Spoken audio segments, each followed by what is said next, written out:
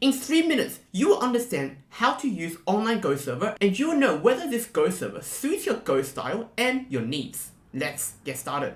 If you don't have an account, make an account here. Here are 3 simple steps to start a game. First, decide whether you want to play against a computer or against another human.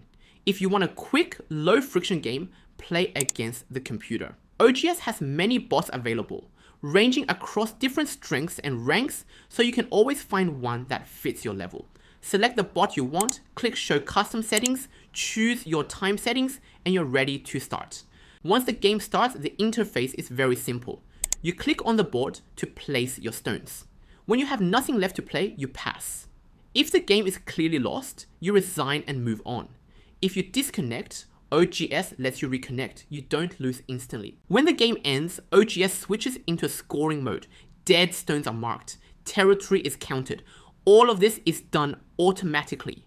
OGS also has powerful tools to help you learn and improve. If you click Learn, then Learn to Play Go, you'll find hundreds of structured modules designed to take you from complete beginner to a solid double-digit Q level.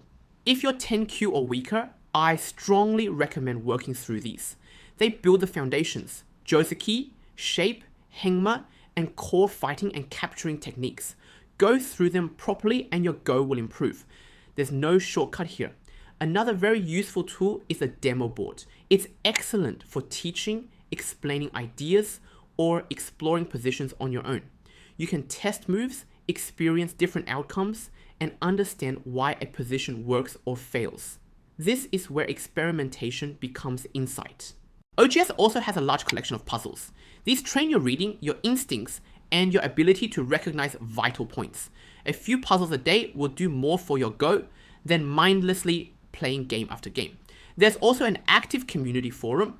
This is where players discuss games, ask questions, share ideas, and help each other improve. Another very popular feature is correspondence games. At any given time, there are usually over 20,000 correspondence games running.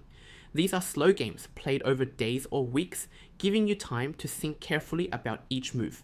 They're ideal if you want to study positions deeply without time pressure.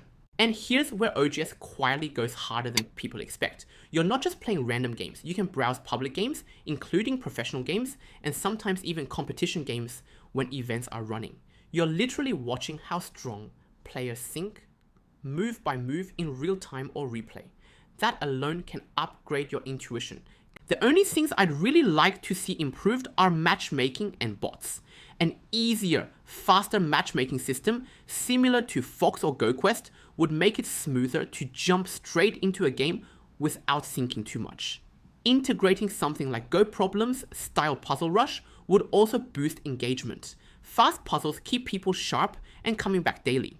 Another improvement would be making the bots more stable in rank and easier to match against. Right now, bot strength can feel a bit inconsistent. That said, these are refinements, not deal breakers.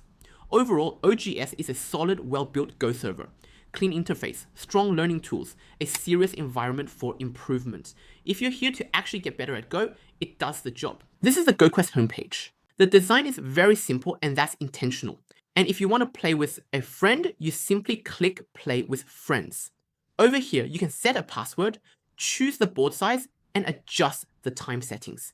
If you want a quick game, this is where GoQuest really shines. Very fast matchmaking, especially on mobile. You are automatically paired with random players around the world. After you press play and you're matched almost instantly with someone at your level. There's no game request, which means no waiting around. When the game starts, it's an even game. No handicap by default. Both players start equal. To play a move, you simply click on the intersection you want. The stone appears automatically. If you're worried about misclicking, you can turn on double click to place stones in the settings. I'll show that later, but for now, just know it's there. Let's fast forward a bit. On a 9x9 board, the default time control is 3 minutes plus 2 seconds per move. That's quite a fast time control, I have to admit, at least for the game like Go. If you think too long, you'll run out of time and lose on the clock, so always remember to keep an eye on your timer.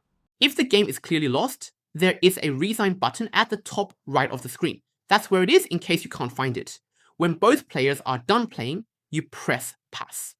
Once both players pass, the game ends. GoQuest automatically enters scoring mode and calculates the result for you.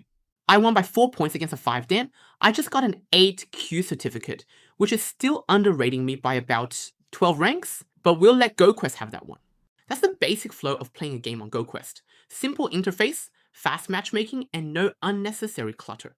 If you press my page, you can see your data, your current rank, your rating history, and the games you've played.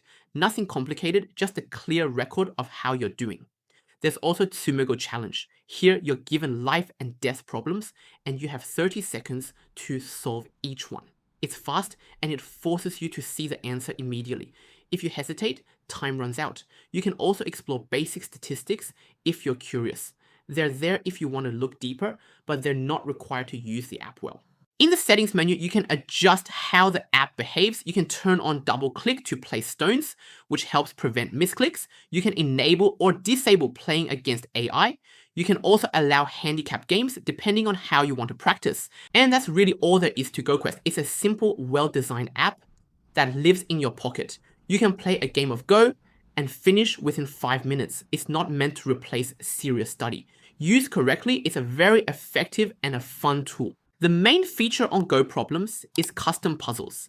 Here you can choose your level, anywhere from 30Q all the way to 9 Dan.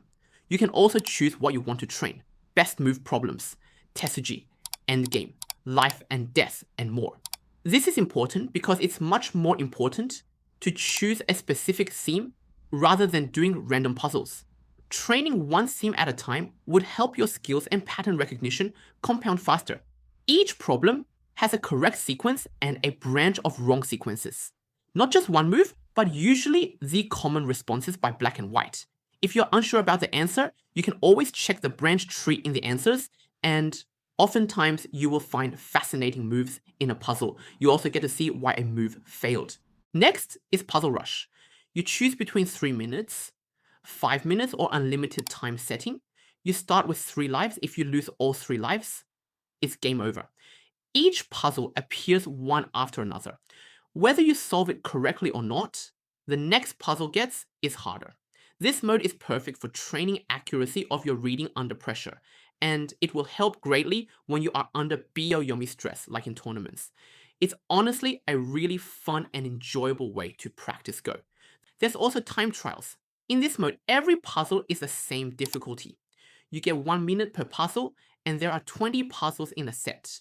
The goal is simple. Finish the set as fast as possible. You can replay the same set and try to beat your best time. This trains speed without changing difficulty. It's a great way to train your reading consistency at your level. Oh, and there's also only 4 lives. If you lose all 4 lives, it's game over as well. Here's my advice when training on Goproblems. Goproblems is best to train your reading and accuracy. I discourage if you guess moves, because that definitely won't train your Go. If you attempt each puzzle carefully, you're training your reading as well as your pattern recognition abilities. So finish calculating the sequence in your head first, then play it out. That's the standard I teach all my students. The best way to use Go puzzles is use it to train the area you are weak at. If it's endgame, you do 20 endgame puzzles a day. If you play too slow, do time trials a few ranks below your rank. This way you build shape intuition and pattern recognition. When you use Goproblems properly, it quietly sharpens your board vision and reading depth. So when you return to real games, you start seeing things other players miss, and you sharpen your intuition. When you pair this with playing regular games, your Go will be much more precise. This is one piece of a larger improvement system. If you want to see how it all connects, you can explore Go Genius below. You get a 7-day free trial to check out the vibes and see if Go Genius suits you. But I promise you, inside the Go Genius school, Go is never taught the usual way. See you inside. Bye bye.